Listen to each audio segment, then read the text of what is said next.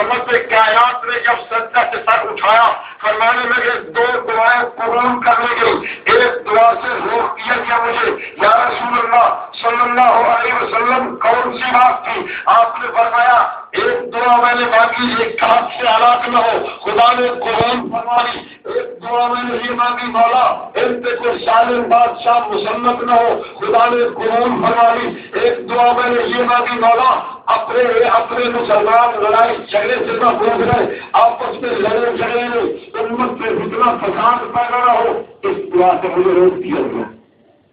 اب آپ بتائیں وہ تارے کون لگائے بے شمار ہے، ایسے میں گھستے چلے جاؤں تو بہت سارے ہو جائیں گے آیات، آپ ان کی نشاندہی بکھر تو لکھ لیں۔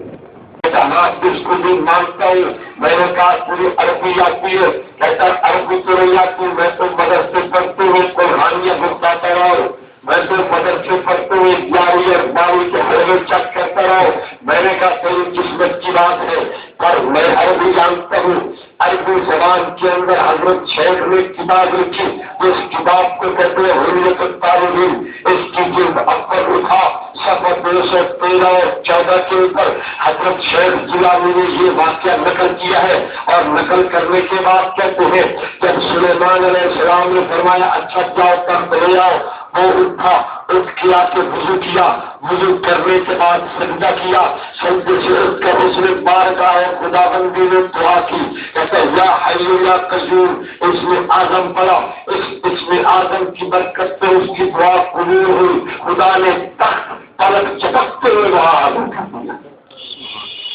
میں نے کہا تخت کون لایا؟ تو کہتا ہے تخت آصف لایا، میں کہتا ہوں تخت خدا لایا۔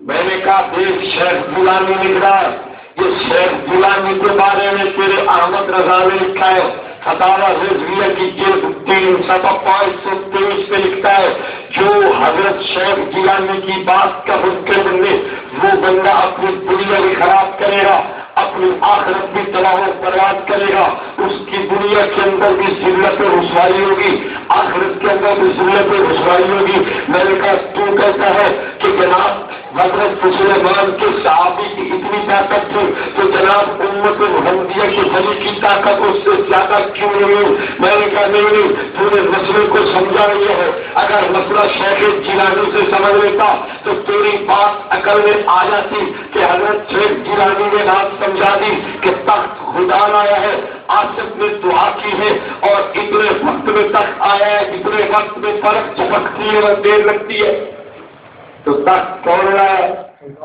شیخ جیلانی کے نام پہ 11ویں کھانا اذان ہے، شیخ جیلانی کی بات کو ماننا مشکل ہے۔ اب شیخ جیلانی کی مانتا ہے یا نہیں مانتا؟ اگر کہے مانتا ہوں تو عقیدہ چھوٹ گیا، اگر کہے نہیں مانتا تو تیاری چھوٹ گئی۔ آپ کی مرضی ہے، ادھر آؤ ادھر آؤ، ہم آپ کو مجبور نہیں کرتے، ہم یہ کہیں گے ادھر آؤ گے تو تیاری شریف گئی، ادھر آؤ گے تو شیخ کی بات تسلیم کر کے عقیدہ گیا، جہاں چلے جاؤ، ہمیں دونوں صورتوں میں کوئی نقصان نہیں۔ میں نے کہا دوسری دلیل یہ کہنے لگا سن، میں نے کہا سنا، کہنے لگا سنیے، ایک صحابی تشریف لائے رحمت کائنات کی خدمت میں اور کہنے لگے ہلاک تو یا رسول اللہ میں ہلاک ہو گیا۔ آپ نے فرمایا صحابی کیا بنا؟ کہنے لگے جناب میں نے رمضان کا روزہ رکھا، جب روزہ رکھ کے دل کو میں نے اپنی بیوی کو دیکھا، میری طبیعت میں عجیب اشتعال پیدا ہوا، میں روزہ بھی یاد تھا لیکن طبیعت سے مجبور ہو کر بیوی سے ہم بستر ہو بیٹھا، اب حلق تو میں تو مارا گیا۔ حضور نے فرمایا غلام آزاد کر، کفارے کے طور پر ذکر زکات، میں غریب کو تک یہ بلا۔ آپ نے فرمایا 2 مہینے کے روزے رکھ، وہ کہنے لگا جناب ایک روزہ رکھ نہیں سکا، 2 مہینے کے روزے کیسے رکھوں گا؟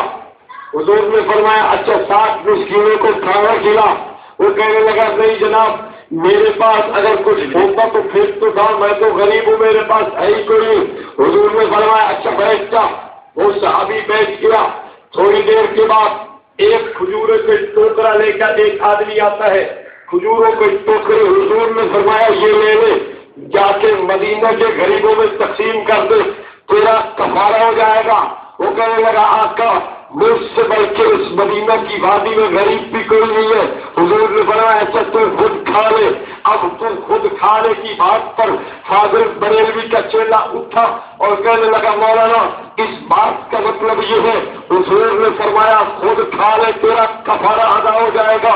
دیکھو کفارے کا مسئلہ یہ ہے کہ اپنا کفارہ کسی دوسرے کو کھلانا پڑتا ہے، لیکن رحمت کائنات تو مختار کل ہے، آپ نے اسی کو کفارہ کھلا کے اس کا کفارہ ادا کرا دیا تو مختار کل ہوئے یا نہ ہوئے؟ میں نے کہا نہیں ہوئے۔ کہتا کیوں؟ میں نے کہا آ میرے پاس مدارج النبوت کو دیکھا ہے؟ کہتا دیکھا ہے۔ میں نے کہا فارسی زبان میں ہے پڑھی لے؟ کہتا نہیں پڑھی۔ میں نے کیوں؟ کہتا ہے فارسی آتی نہیں ہے۔ میں نے کہا قصور میرا نہیں ہے، قصور گیارہویں شریف کا ہے، قصور میرا نہیں ہے، یہ ختموں کا قصور ہے، یہ کلوں کے جناب حلوے معاہدے کا قصور ہے، قصور مولوی کا نہیں ہے۔ اگر دیوبند کے پاس آتا فارسی بھی پڑھتا عربی بھی پڑھتا، چلو میں فارسی سے اردو میں آتا ہوں۔ حضرت شیخ نے لکھا ہے رحمت عالم صلی اللہ علیہ وسلم نے جو اسے فرمایا تھا یا خود کھا لے، اس کا مطلب یہ ہے کہ اب جا کے خود کھا لو، جب تیرے پاس مال ہو جائے پھر کفارہ ادا کر لو گا۔ اچھا میں نے کہا بات سن، شیخ دہلوی کی عزت کرتا ہے یا نہیں کرتا؟ کہتا ہے کرتا ہوں۔ میں نے کہا بات کر، بات شیخ دہلوی کی ماننی ہے یا چھوڑنی ہے؟ اگر شیخ کی بات مانتا ہے تو تیرا عقیدہ چھوٹ گیا، اگر شیخ کی بات نہیں مانتا تو شیخ ہاتھ سے گئے، تیری اپنی مرضی کی بات ہے، شیخ چھوڑ دے یا عقیدہ چھوڑ دے، ٹھیک ہے یا غلط ہے؟ لڑائی دونوں پہ، دلائل پہ لگے رہے تو سارا دن لگا رہے گے، بیچ میں سارے رہ گئے ہیں، مجلس ختم ہونے کا ہو گیا۔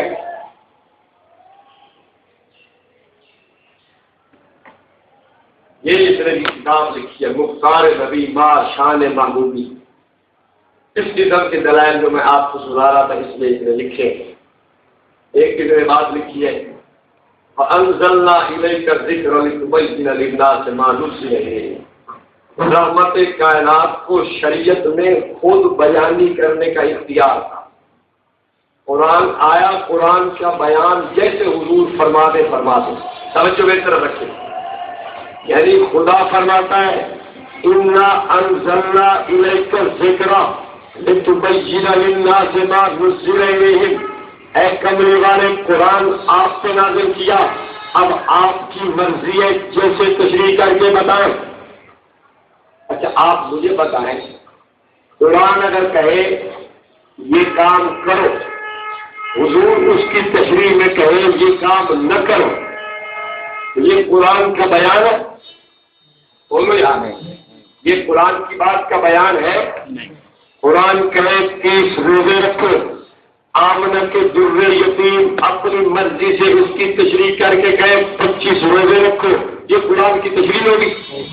ہے ہاں، آمنہ کے در یتیم کو یہ فرمایا گیا کہ قرآن آپ کو دیا ہے، اس قرآن پاک کی وضاحت واضح کر کے لوگوں کو عام فہم انداز میں سمجھائیے۔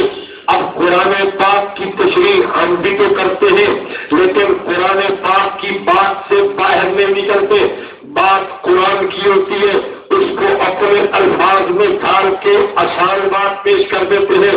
رحمت کائنات کو بھی یہی فرمایا گیا، قرآن پاک کی بات ہو سکتا ہے اور لوگوں کے اوپر سے گزرتی ہوئی نظر آئے، اس لیے آپ کیا کرو، اس قرآن پاک کی بات کی آسان فہم انداز میں تشریح کر دو۔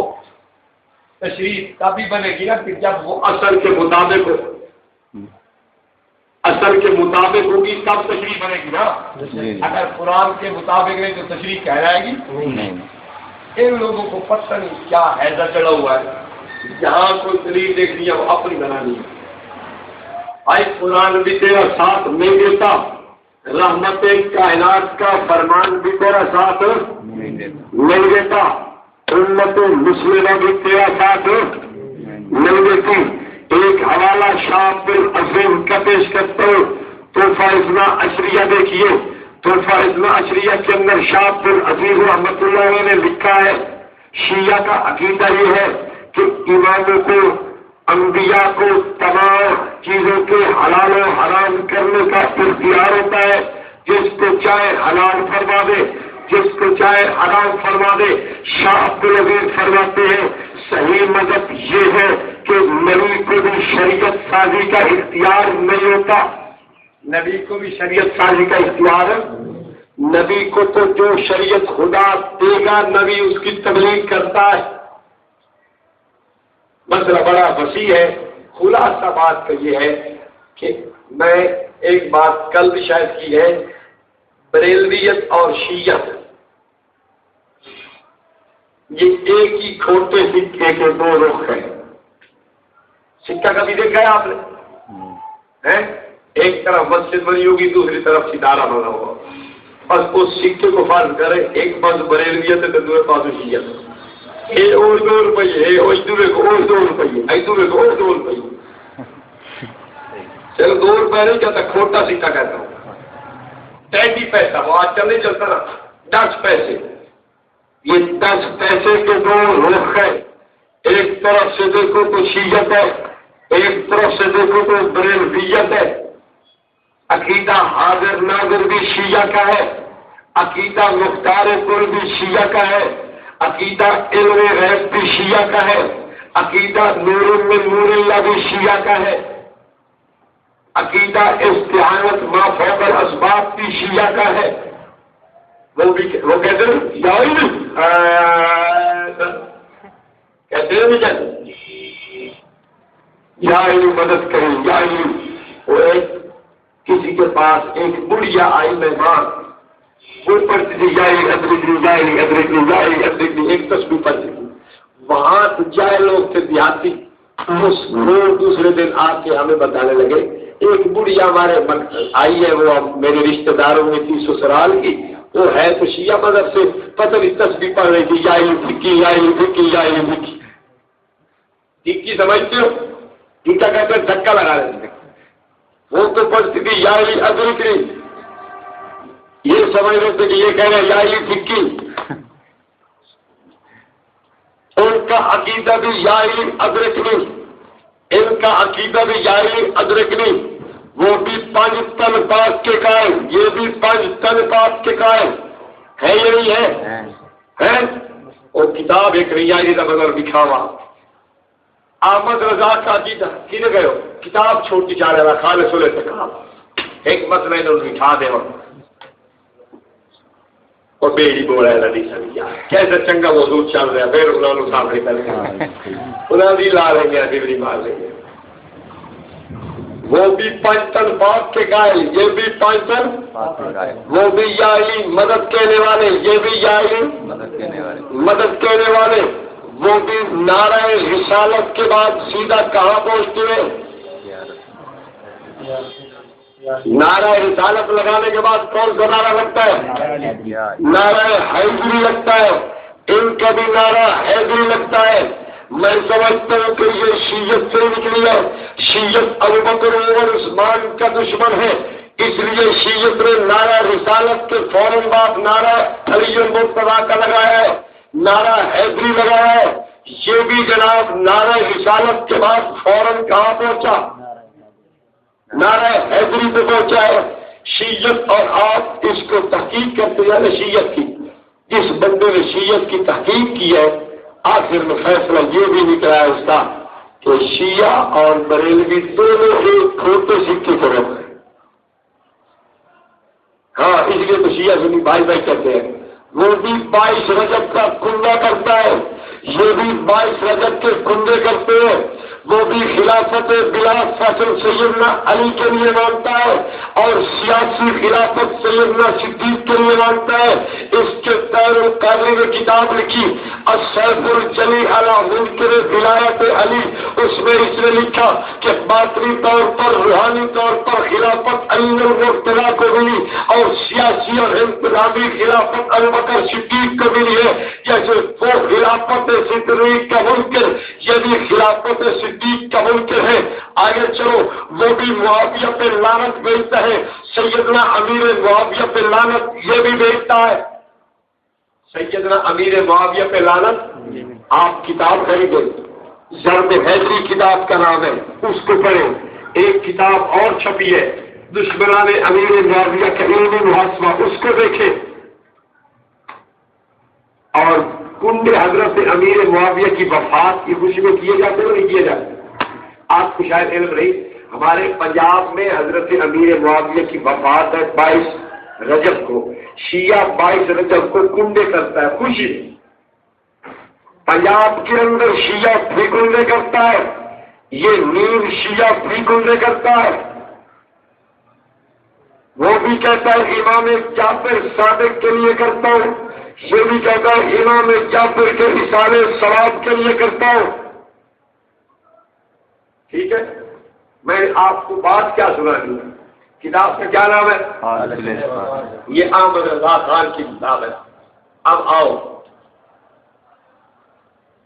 صفحہ 68-69، توجہ، کہتا ہے مامون رشید نے جب حضرت امام علی رضا بن امام موسیٰ کاظم رضی اللہ عنہ کو اپنے بعد ولیعہد کیا اور خلافت نامہ لکھ کے دیا، امام علی رضا فرمانے لگے اس کے قول میں کہ اس کو امام علی رضا نے اس کے قول میں فرمان بنانے مامون رشید تحریر فرمایا، اس کو خط لکھا، کیا اس میں فرمایا تم نے ہمارے حق کو پہچانا، تمہارے باپ دادا نے ہمارے حق کو نہیں پہچانا۔ کہتا تو خلافت مجھے دے رہا ہے، تیرے باپ دادا نے ہمیں خلافت تو خلافت نہیں دی تو کیا کیا؟ خلافت کو کیا کیا؟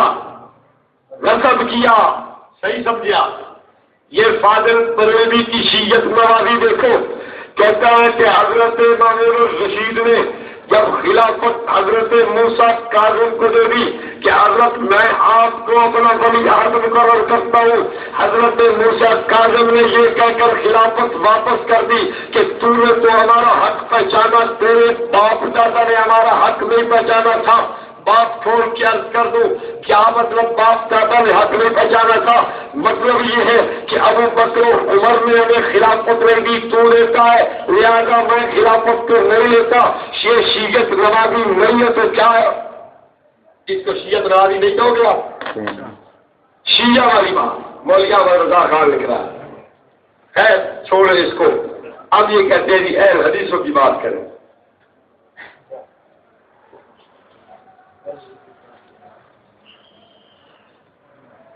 ایک ہوتی ہے حدیث، ایک ہوتی ہے سنت۔ ہم سنت پہ کیوں چلتے ہیں، حدیث پہ کیوں نہیں چلتے؟ توجہ میری بات سنیے گا، توجہ کریں تو بات سمجھ آئے گی۔ ایک ہے حدیث، ایک ہے سنت۔ ہم سنت پہ چلتے ہیں، حدیث پہ نہیں چلتے۔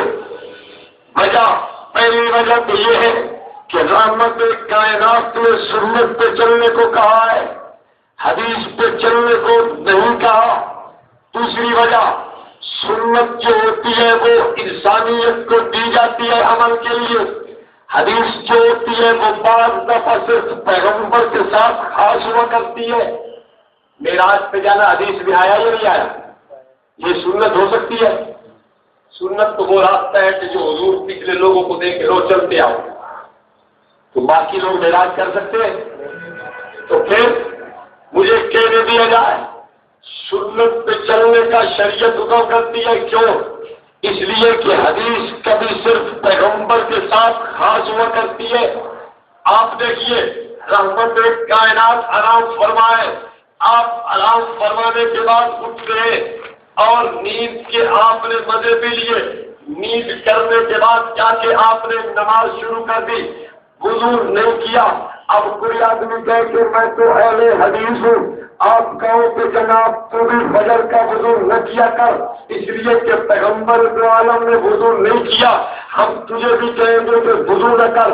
آپ مجھے کہیں گے کہ جناب مولوی صاحب آپ بھی وضو نہ کریں، اس لیے کہ پیغمبر عالم نے نہیں کیا۔ میں کہوں گا نہیں، میں اہل سنت ہوں، وہ اہل حدیث کہلاتا ہے اپنے آپ کو۔ سنت والے کا کام ہے کہ سنت پہ چلے۔ رحمت کائنات نے جو سنت امت کو دی ہے وہ یہ تھی کہ آپ بیکار ہونے کے بعد وضو کرتے ہیں، یہ ہے حدیث۔ حدیث پہ وہ عمل کرے، اس لیے کہ وہ اپنے آپ کو اہل حدیث کہتا ہے۔ میں اس لیے عمل نہیں کرتا کہ یہ بات صرف پیغمبر کی خصوصیت تھی۔ کیا تھی؟ پیغمبر کریم کی خصوصیت تھی کہ آپ کے سونے سے وضو بولو یار، وضو نہیں ٹوٹتا تھا۔ توجہ، میں اس سے ایک قدم اور آگے بڑھتا ہوں۔ رحمت کائنات کے پاس لوگ آئے، بیمار ہو گئے، حضور نے فرمایا چلے جاؤ جنگل مدینہ کے اندر، اونٹ چل رہے ہیں، وہاں جا کے ان کا پیشاب بھی پیو، ان کا دودھ بھی پیو، وہاں چلے جاؤ گے تم ٹھیک ہو جاؤ گے۔ لوگ چلے گئے، انہوں نے پیشاب بھی پیا، ان کا دودھ بھی پیا، ٹھیک ہو گئے۔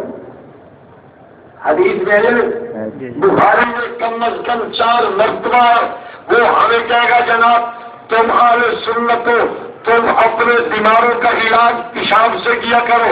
ہم نے کہا نہیں، تم اہل حدیث ہو، تم اپنے بیماروں کا علاج پیشاب سے کیا کرو۔ وہ کہنے لگا کیوں؟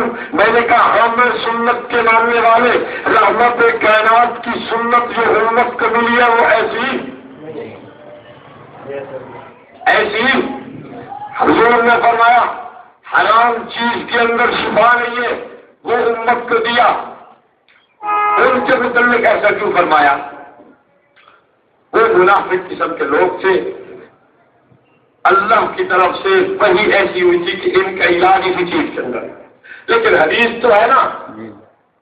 اب میں اہل حدیث سے کہوں گا تو چونکہ ہر حدیث کو مانتا ہے، ہر حدیث پہ عمل کرتا ہے، سنت پہ تو نہیں آتا، اب حدیث پہ عمل کر۔ تو دار الشفا کے اندر ایک اونٹ کے پیشاب کی بڑی سی کین بھر کے رکھ لے، جو آدمی علاج کے لیے آئے اس کو 2 گلاس پہلے پلا، پھر اس کی نبض پہ ہاتھ رکھ، حدیث پہ عمل کرنا پتہ چلے۔ ہم یہ کہتے ہیں کہ رحمت کائنات صلی اللہ علیہ وسلم حدیث کبھی ایسی بھی فرماتے ہیں جو صرف حضور کے ساتھ کیا ہوتی ہے، خاص ہوتی ہے، کبھی کوئی مجبوری کے پیش نظر بھی ہوتی ہے۔ اچھا آپ دیکھیں، سنت یہ ہے کہ بیٹھ کے پیشاب کیا جائے، حدیث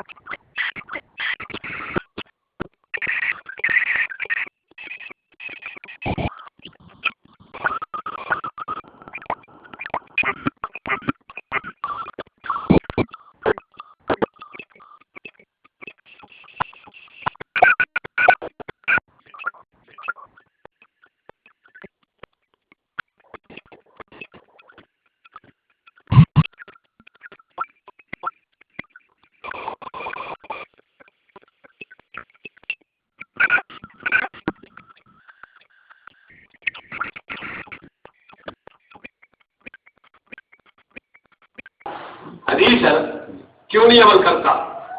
حدیث کبھی صرف مجبوری کے پیش نظر بھی ہوتی ہے، سنت مجبوری کے پیش نظر نہیں ہے۔ حدیث کبھی صرف حضور کے ساتھ خاص ہوا کرتی ہے، سنت خاص پیغمبر کے ساتھ نہیں ہوتی۔ حدیث کبھی ایسے بھی ہوتی ہے کہ وہ کسی خاص بندے کے لیے فرمائی جاتی ہے، سنت خاص بندے کے لیے نہیں ہوا کرتی. توجہ کریے، حدیث وہ بھی ہوتی ہے جو منسوخ ہو جاتی ہے. آپ صلی اللہ علیہ وسلم کے دسترخوان پہ گو کھائی گئی، صحابہ کرام نے گو کو کھایا، گو سمجھتے وہ کھائی گئی. ترمذی میں روایت ہے، ابو داؤد شریف میں ہے. لیکن ایک روایت ابو داؤد میں یہ بھی ہے، نہا رسول اللہ صلی اللہ علیہ وسلم عن اکل الضب، پیغمبر نے گو کھانے سے منع فرما دیا. اب سنت گو کھانا نہیں ہے، حدیث میں گو کھانے کا ذکر موجود ہے. ہم کہتے ہیں کہ تو حدیث پہ چلنے والا ہے، تو گو کو کھایا کر. ان سے جب بات ہو نا، ان سے مسئلہ دکھا دے، ایک گو نقد انعام دے گا. ہم نہیں چاہتے اس لیے کہ سنت حدیث، اس لیے ہم کہتے ہیں سنت پہ چلو، حدیث پہ نہ چلو. کبھی حدیث صرف حضور کے ساتھ خاص ہوگی، کبھی حدیث مجبوری کے پیش نظر ہوگی، کبھی حدیث پریشانی کے پیش نظر بھی ہو سکتی ہے، کبھی حدیث بیماری کی وجہ سے بھی ہو سکتی ہے. لیکن سنت کے اندر کوئی خصوصیت اس قسم کی نہیں ہو. ہے جی آگے چلو. اس نے کہا مولوی صاحب تیرا میرا اختلاف کیا ہے؟ میں نے کہا تیرا میرا بنیادی اختلاف تقلید کا ہے. تو تقلید نہیں کرتا، میں تقلید کرتا ہوں. اس نے کہا مولوی صاحب مسئلہ سمجھ نہیں آیا، تقلید کسے کہتے ہیں؟ میں نے کہا کبھی نماز پڑھی ہے؟ کہتا ہے ہاں پڑھتا ہوں. تو نماز میں نے کہا اکیلے پڑھتا ہے یا امام کے پیچھے پڑھتا ہے؟ کہتا ہے امام کے پیچھے پڑھتا ہوں. میں نے کہا کیا امام نماز خدا کے لیے پڑھتا ہے؟ کہتا ہے ہاں امام نماز خدا کے لیے پڑھتا ہے. میں نے کہا جو تو پیچھے امام کی نماز پڑھ رہا ہے، تو بھی امام کے لیے پڑھتا ہے یا خدا کے لیے پڑھتا ہے؟ اس نے کہا نہیں میں خدا کے لیے پڑھتا ہوں. میں نے کہا بہائن ہوئی، میں بھی یہی کہوں گا تقلید کے مسئلے میں کہ امام بھی خدا کی عبادت کر رہا، امام بھی خدا کی پیروی کی اطاعت کرتا ہے، امام بھی رحمت کائنات کی پیروی کرتا ہے، اور اس کا مقلد بھی رحمت کائنات کی پیروی کرتا ہے. جیسے نماز کا امام ہے، عبادت خدا کی ہو رہی ہے، اسی طرح امام مقلد بے شک خدا ذوالجلال کی مان رہے ہیں، بے شک رحمت کائنات کی پیروی کر رہے ہیں. جیسے امام کی اقتداء میں نماز خدا کی پڑھی جا رہی ہے، اسی طرح امام کی اقتداء میں تقلید اور اتباع پیغمبر کائنات کی جا رہی ہے. بات ٹھیک ہے غلط ہے؟ تقلید کسے کہتے ہیں کہ کسی ماہر شریعت کی پیروی میں خدا کی کیا کرنا؟ اطاعت، عبادت، رحمت کائنات کی اتباع کرنا. اگر یہ غلط ہے تو پھر نماز با جماعت تو بھی چھوڑ دو. غلط ہے یہ ٹھیک ہے؟ بولو یار. کہتا ہے مکہ مدینہ چلو. مکہ مدینہ کے اندر مولانا دیکھتے ہوئے رفع یدین ہوتا ہے. میں نے کہا ٹھیک ہے میں دیکھ رہا ہوں، بڑی اچھی طرح دیکھ رہا ہوں، لیکن ایک بات توجہ سے تو بھی سن لے. مکہ مدینہ والے حملی مسلک کے، ان کا مذہب حملی ہے اور حملی مقلد کا نام ہے. حملی مذہب تقریر کرتے امام احمد بن حنبل کی تو غیر مقلد ہے. اگر مکہ مدینہ والی بات پہ فیصلہ کرنا ہے تو پھر تقریر شروع کر دے. کیا کر؟ تقریر شروع کیا کر؟ تقلید. اس نے کہا مولانا تقلید کی بات میں نہیں سمجھتا، میرے ساتھ رفع یدین کی بات کرے. میرے ساتھ کیا کرے؟ رفع یدین کی بات. مکہ مدینہ میں تو رفع یدین ہوتا ہے، آپ کیوں نہیں کرتے؟ میں نے کہا بیٹا بات سن، ہم کرتے نہیں ہیں، ہم اس کی وجہ رکھتے ہیں. کہتا ہے کیا وجہ ہے؟ میں نے کہا مکہ مدینہ کے اندر ان نجدی حکمرانوں کو آئے ہوئے کتنا عرصہ ہوا ہے؟ کہتے ہیں زیادہ سے زیادہ 100 سال ہو گیا. میں نے کہا ٹھیک ہے. ان کے آنے سے پہلے حرم شریف کی سرزمین پر، بلکہ حرمین شریفین کی سرزمین پر 1200 سال کے لگ بھگ حنفی حکومت کہہ رہی ہے. امام بھی حنفی ہے، قاضی بھی حنفی ہے، مفتی بھی حنفی ہے، وہاں حرمین کے ائمہ بھی حنفی رہے ہیں. اگر 1200 سال تک رفع یدین نہ ہو تو یہ دلیل نہیں بنتا. اگر 100 سال ہو گیا تو ضرور بن جائے گا. آج ٹھیک ہے غلط ہے؟ بولو یار. 1200 سال نہیں ہوا تو اس کو تو مجھے نہیں دیتا، مجھے وہ نظر نہیں آتا. اور اگر 100 سال تو ہوگا تو کہتے چلو جی دوسری بات میں نے کہا انہیں حنفیوں سے پوچھ لو کہ تمہاری نماز ٹھیک ہے یا حنفیوں کی نماز ٹھیک ہے. حرمین کے امام سے پوچھ لو, مسجد نبوی کے امام سے پوچھ لو, رحمت کائنات کے شہر کے امام سے پوچھ لو کہ نماز تیری ٹھیک ہے یا نماز پاکستان کے حنفی کی ٹھیک ہے. وہ کہے گا کہ نماز میری بھی ٹھیک ہے, نماز پاکستان کے حنفیوں کی بھی ٹھیک ہے. وجہ کیا ہے؟ وہ کہنے لگا اس لیے کہ میں امام احمد کا مقلد ہوں, وہ امام اعظم ابو حنیفہ کا مقلد ہے. میں رفع یدین کرتا ہوں تو اپنے امام کی تقلید میں کرتا ہوں, وہ اگر رفع یدین نہیں کرتا تو اپنے امام کی تقلید میں نہیں کرتا. میں بھی ٹھیک کرتا ہوں, وہ بھی ٹھیک کر رہا ہے. سمجھ آئی؟ وہ بھی ٹھیک, یہ بھی ٹھیک, تو یہ درمیان میں کھان ہے نہیں. ان کا کام کیا ہے؟ اچھا, یہ جو لوگ نماز نہیں پڑھتے نا, یہ ان کو کچھ نہیں کہتے. جو نماز نہیں پڑھتا اس کو, اور جو پڑھتا ہے اسے کہتے ہیں میاں تیری نماز نہیں ہوئی. اور تیری تو نماز نہیں ہوتی. کیوں بھائی؟ تو کوئی رفع یدین کرتا ہے, تو کوئی امام کے پیچھے باتیں کرتا ہے. ایک بابا جی نماز پڑھنے آئے, لطیفہ سنا رہا ہوں آپ. ایک بابا جی غیر مقلدین کی مسجد میں نماز پڑھنے آئے. غیر مقلد پکڑ گئے, بابا جی تیری نماز نہیں ہوئی. اس نے کہا کیوں نہیں ہوئی؟ وہ کہتے ہیں کہ تو نے ناف کے نیچے ہاتھ باندھا. اس نے کہا پھر کیا ہوا جو ناف کے نیچے ہاتھ باندھا؟ اس نے کہا وہاں نپاک بال ہوتے ہیں اس لیے تیری نماز نہیں ہوئی. بابا دیہاتی آدمی تھا, اس نے دھوتی کھول کے کہا دیکھو میں آج تو سوال کر رہا ہوں, سوال کیسے نہیں. بس وہ پیچھے پیچھے غیر مقلد آ گیا, مسجد سے نکل گیا. پھر بابے کو کچھ نہیں کہا. آپ لوگوں کو غیر واقعیت سے رکھے انشاءاللہ. بات